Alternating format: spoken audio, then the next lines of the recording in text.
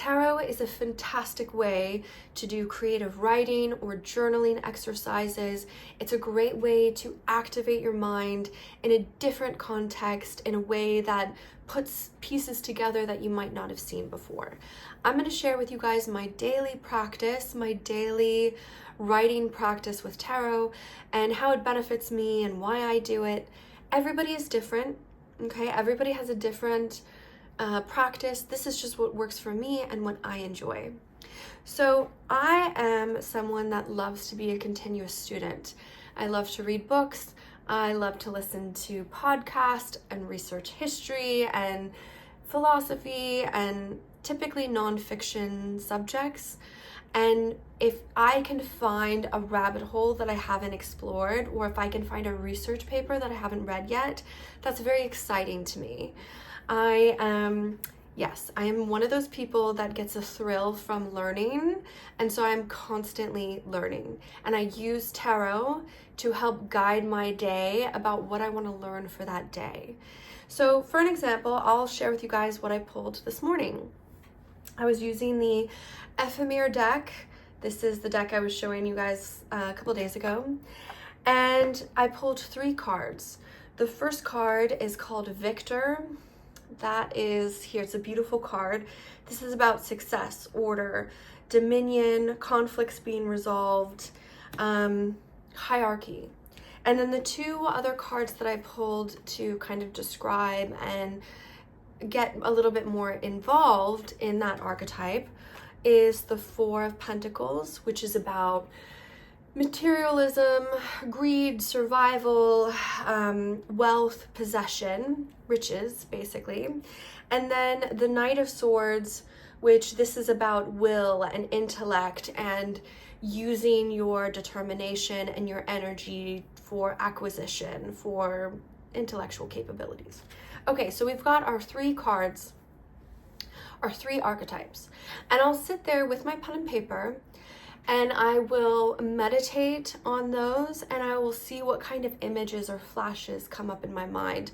When I hear those keywords, when I hear keywords like success and order, domination, or when I think about wealth and materialism and personal growth, and I think about intellect and creativity and determination, what about those keywords spark connections in me? What about those archetypes have I not considered before?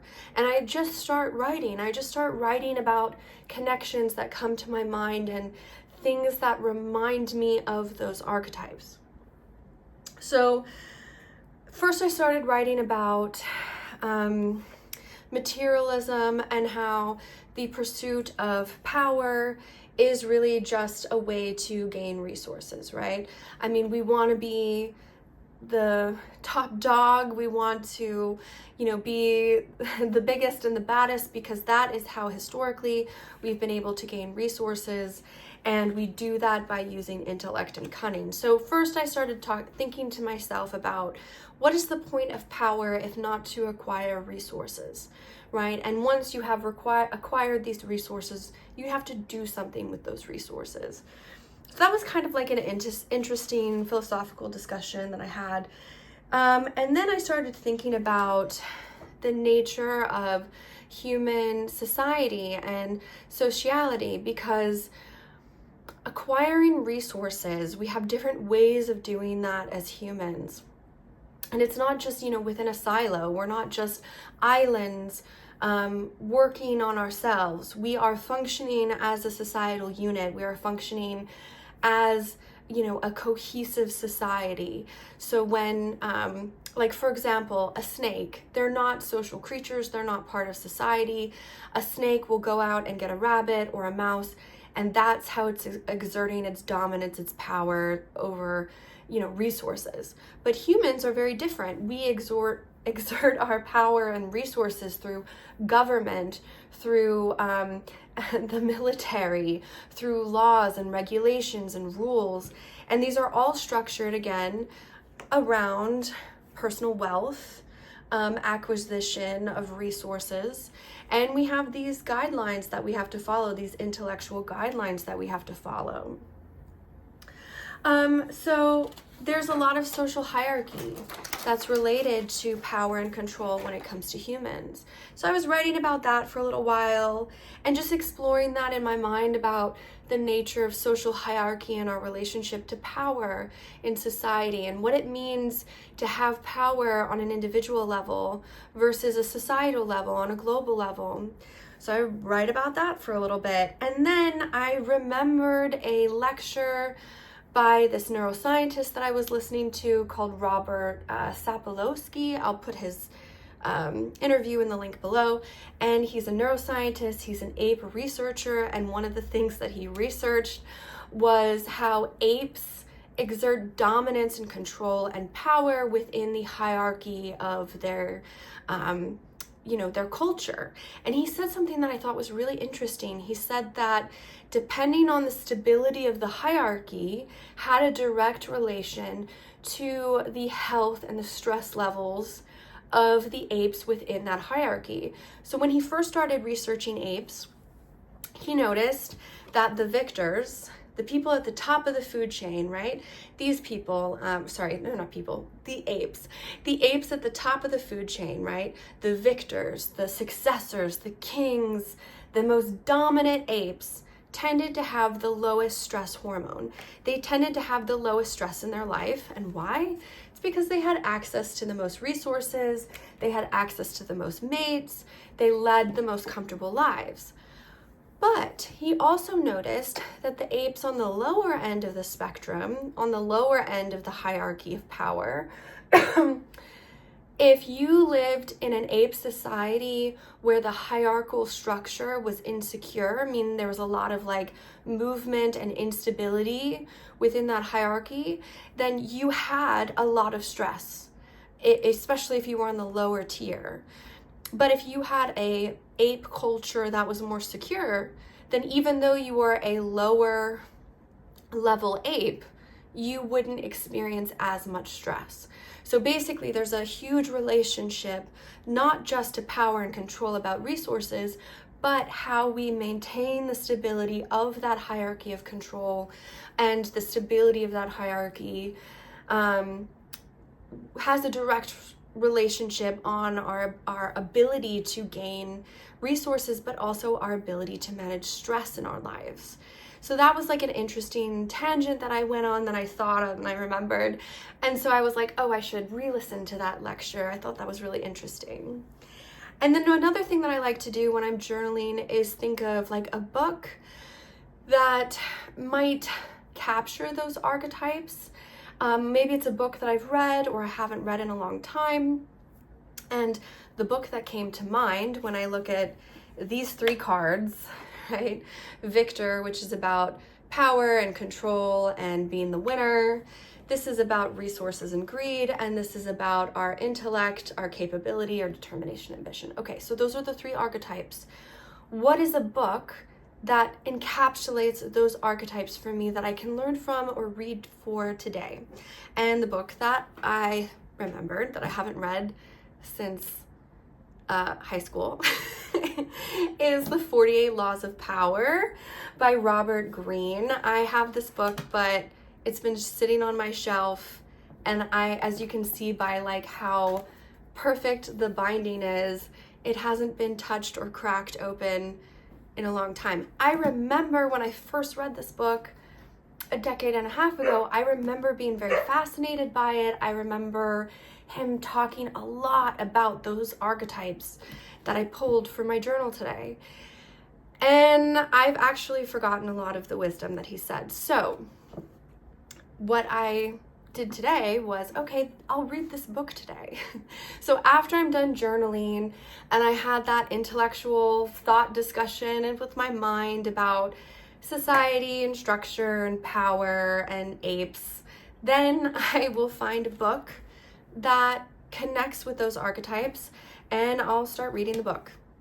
That's what I do. So I start my morning, I have my coffee, and I pull cards to explore, and I will pull cards as a way to kickstart my day into exploring something that maybe I need to learn intellectually, or maybe it's a book that I should read.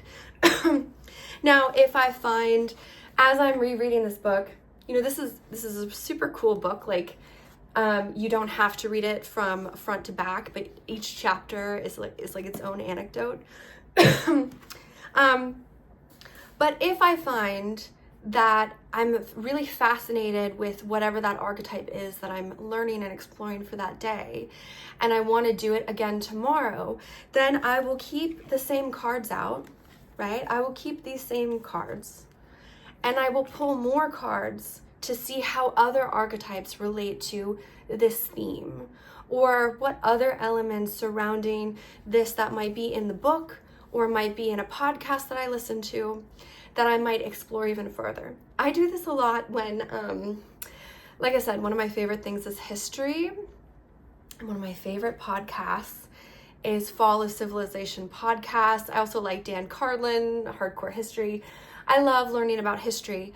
So if I am in a particular history era for that week, or I'm studying like Egyptians or Greek mythology or something, then I will pull cards and I will journal about the archetypes within that theme. But so for me, for my daily practice, and I do this daily, I do this every morning, is tarot for me is a way to get intellectually and spiritually excited or think about things in a different way.